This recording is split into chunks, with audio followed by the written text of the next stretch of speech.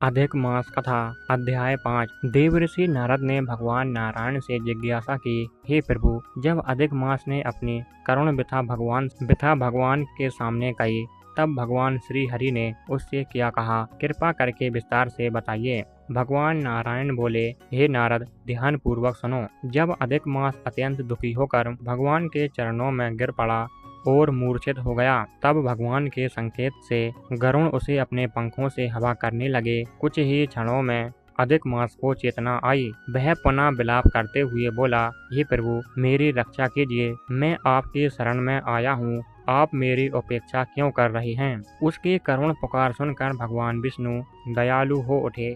उन्होंने स्नेह से कहा, हे वत्स, उठो, धैर्य रखो, शोक मत करो, तुम्हारा दुख अब दूर होगा। यह कहकर भगवान कुछ क्षण विचार में डूब गए और फिर बोले, हे प्रिय, अब तुम मेरे साथ चलो, मैं तुम्हें उस दिव्य लोक में ले चलता हूँ जहाँ स्वयं भगवान श्री कृष्ण पुरुषोत्तम मास निवास करते हैं। वही तुम्हारे दुख का निवारण करेंगे। इसके बाद भगवान विष्णु अधिक मास का हाथ पकड़कर उसे गोलोक ले गए।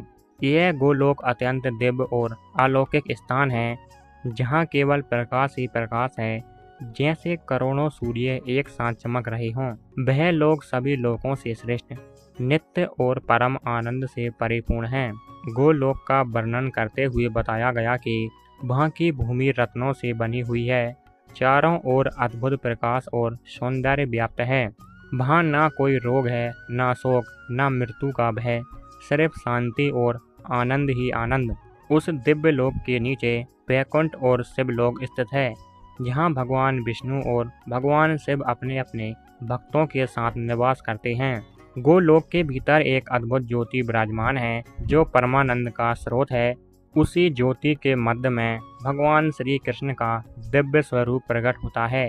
उनका रूप अत्यंत मनोहर है। श्याम वर्ण, कमल के समान नेत्र, मधुर मुस्कान, हाथ में मुरली, पीताम्बर धारण किए हुए, वनमाला से सुशोभित।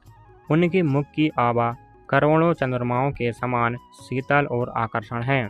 भगवान श्री कृष्ण वहाँ रास मंडल के मध्य विराजमान हैं। चारों ओर गोपियाँ और भक्तगण हैं। वे पूर्ण पर ब्रह्म, समस्त सृष्टि के आधार और सभी आनंदों के स्रोत हैं। वे भक्तों पर असीम कृपा करने वाले, निस्पृह, निर्विकार और सर्वशक्तिमान हैं। भगवान विष्णु अधिक मास को उसी गोलोक में लेकर पहुँचे, ताकि वह स्वयं श्री कृष्ण के दर्शन कर सके और अपनी पीड़ा से मुक्त हो सके।